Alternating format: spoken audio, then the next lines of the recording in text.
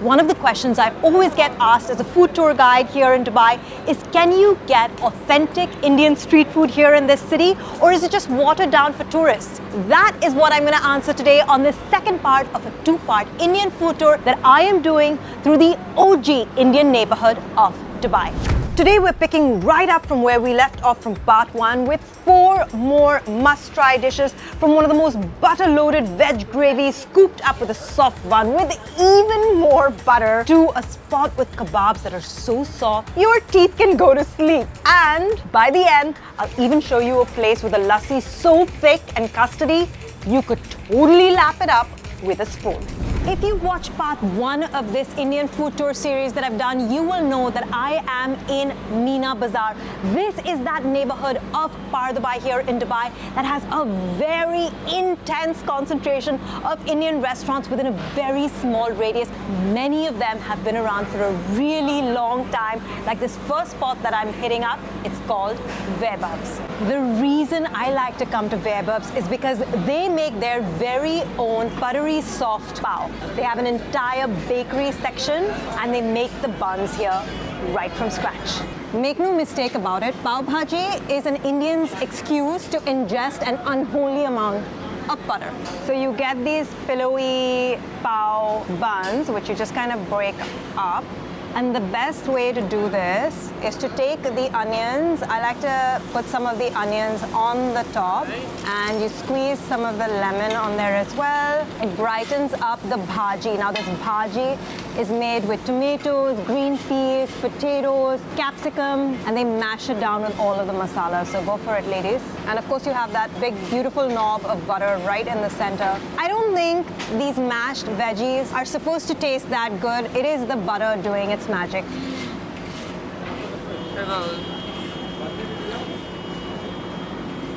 That is the call of butter. Yes. With the crunch of the onions, the squeeze of that lime, it just really brightens up the bhaji. Yum. And the magic is in eating it right out here outside of Vaibhav, where you get to see him make it fresh. Everything hits the tawa, all of the veggies, the mash, the masalas, obviously the butter, him mashing all of that up, and then the aroma just catches in the air. It's so spongy, it's so soft. Pav is actually a bun that was inspired by the Portuguese. India doesn't really traditionally have a baking culture, but this is from the Portuguese who had colonized Goa, and the pav bun is a legacy of that. But it is so wonderfully soft and tender and spongy. This is like a baby's cheek that you just wanna, dunk into this bhaji and go. And I like that his masalas are not overdone. It's not so spicy that you're just feeling the burn. Right. It's actually quite mellow. And you taste the veggies. Like the taste the peas veggies. kind of breaking down inside 100%. the sauce. If you've enjoyed what you're watching so far, make sure that you crush that like button and hit subscribe so you don't miss another mouth-watering episode.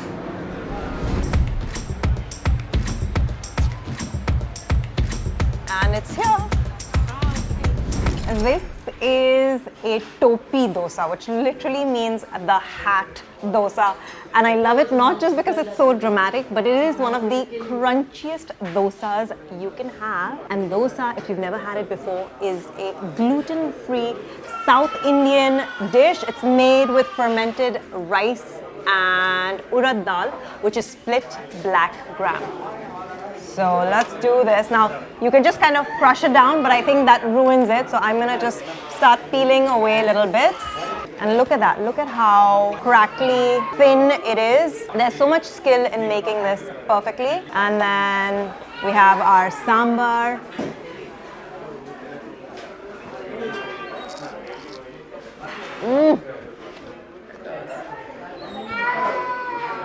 Yes. The proof of a good dosa and vada place is in their sambar. And you know that Sangeetha has not done some sort of shortcut you know, pulling out sambar mix and doing something with it. These guys are making it from scratch. You can taste it. It's got that savory lentil, slightly sweet flavor. Absolutely one of the best sambars that you can get in the city, and that is the reason why we feature this place on our Little India tour. Sangeetha is a very well known and respected brand. It's been around in Chennai since 1985.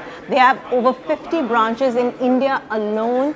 They have around 12 branches across the UAE. They have branches in Hong Kong, in London. They even have a branch in France, and they have 2 branches in the US as well. So they're pretty much spreading their tentacles all over the world. This one is also a kid favorite because of the shape. And I love, yeah, they have different chutneys. These 3 are all coconut-based chutneys. There's a coriander one, a tomato one, and then a plain coconut one. You can see the mustard seeds that they've tempered and added into the chutney. That coriander chutney is on point. So yeah, you've got your curry leaves, you've got the drumsticks in there, which have soaked up all of the sambar juices. Now the thing is, a lot of places do a mean dosa in Dubai, but the one that fewer places get right is the vada. A vada is a deep fried donut, a South Indian style donut, which is made with fermented urad dal batter. And Sangeetha does the regular meddu vada, but they also do a special vada depending on the day of the week. And today they have the special onion vada. This is the one. And I can see that it's threaded with onions. And you take this guy and you dunk him in the sambar. You need lots of sambar to enter all the crevices of this vada. Super crispy on the outside, spongy on the inside. It's perfect for soaking up the sambar. Onions and urad dal. These guys, they really know how to do it. This is filter coffee. It's South Indian style filter coffee or kapi. I actually have this every single day. I make my own at home. This is the traditional way of cooling it down. You pour it from the steel glass into the saucer, and the best part about it is that froth on the top. The reason why I love filter kapi is because it doesn't hit you as strong, I feel, as an espresso. It doesn't have the bitterness of an espresso. It still gives you that caffeinated sort of jerk, that perk that you need first thing in the morning or late at night. But it has more of a chocolatey tone. When they're making it, they mix it with chicory, and what the chicory does is it slows the percolation of water down through the grounds, and so the extraction that you get is actually quite strong. And then they mix it with milk, and it's lovely, it's frothy, sugar, and it's so easy to make. I feel like you cannot have a dosa, you cannot have a vada, and not end your meal with filter coffee. What I love about Sangeetha is that they are so consistent. We have been coming here for so many years, my sister and I, and the flavor never changes. If you want a place that really knows how to do a crisp dosa, fluffy vadas, and a sambar that has been made from scratch, everything from all of the masalas, nothing out of a packet, then Sangeetha is the spot you need to check out. Over and out, Habibi. Our next spot is going to be all about the meat. Via Lucknow does all of the iconic dishes from Lucknow, and the one I've got is the famous galauti kebabs. These are the kebabs that have to be so tender, they should just instantly melt in your mouth, and this is what they look like. You can have them with different kinds of bread, but the most famous one is with this sheermal, which has a little bit of a sweetish flavor. So it's sweet sheermal along with these really tender kebabs. I'm going to pass that over to you. As I break away the kebabs, it's literally like paste. That's how you know it's been done perfectly.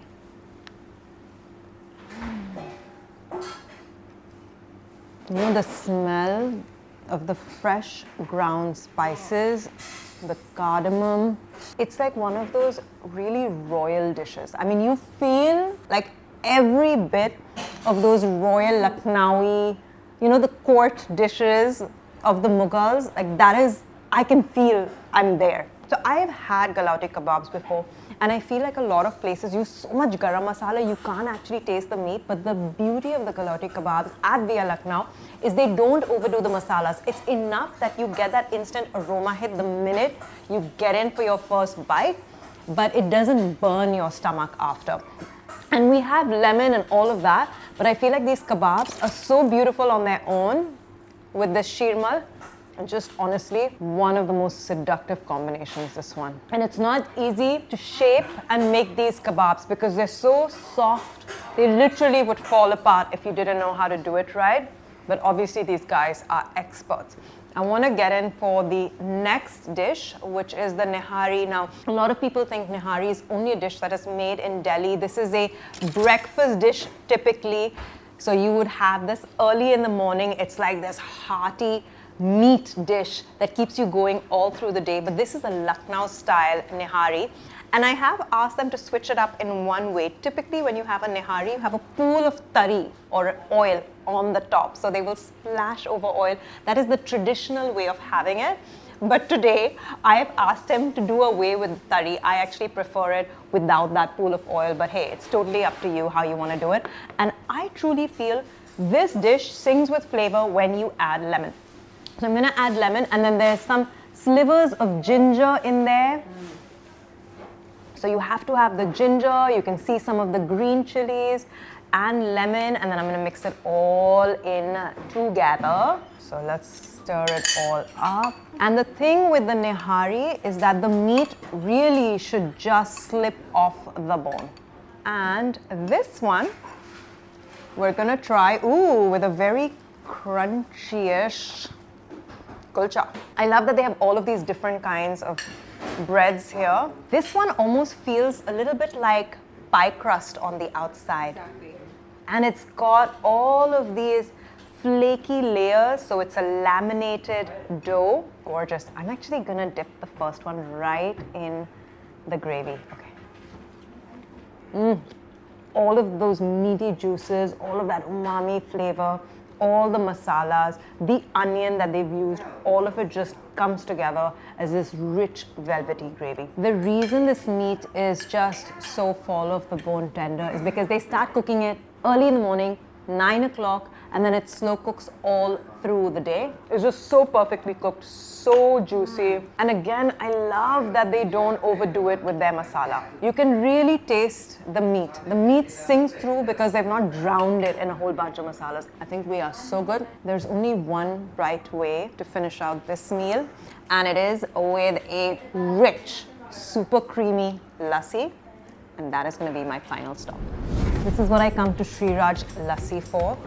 This is a lassi in a cooler. It's a clay tumbler, and they have set the lassi, a nice thick lassi, in this clay pot. And what happens is when you set something in a clay pot, because it's porous, gradually all the excess moisture from the lassi starts seeping out to the outside. So it's super cool to the touch. And you know what happens to the lassi on the inside? It gets creamier and thicker and richer and more intense. And this one is topped with nuts. I love that this comes along with spoons, because this is one lassi that you cannot drink with a straw. It is just too thick. You have got to lap it up the way you do ice cream with a spoon.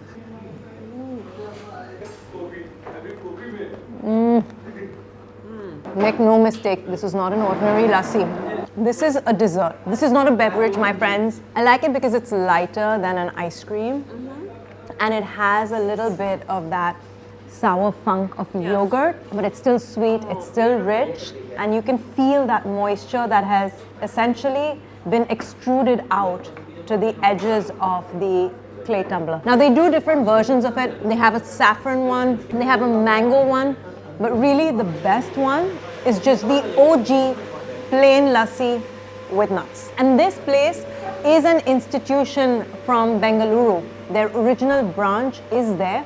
and they brought it here and set up this tiny little shop in Meena Bazaar, so you can end out your food tour binging all through this neighborhood with the best lassi in town. I thought I was full, but I can definitely have this. And that is it for my Indian tour through Meena Bazaar. If you enjoyed this video, you're definitely going to enjoy 7 affordable eats that you can find right here in this city. Make sure you check it out and hit that subscribe button so you never miss an episode.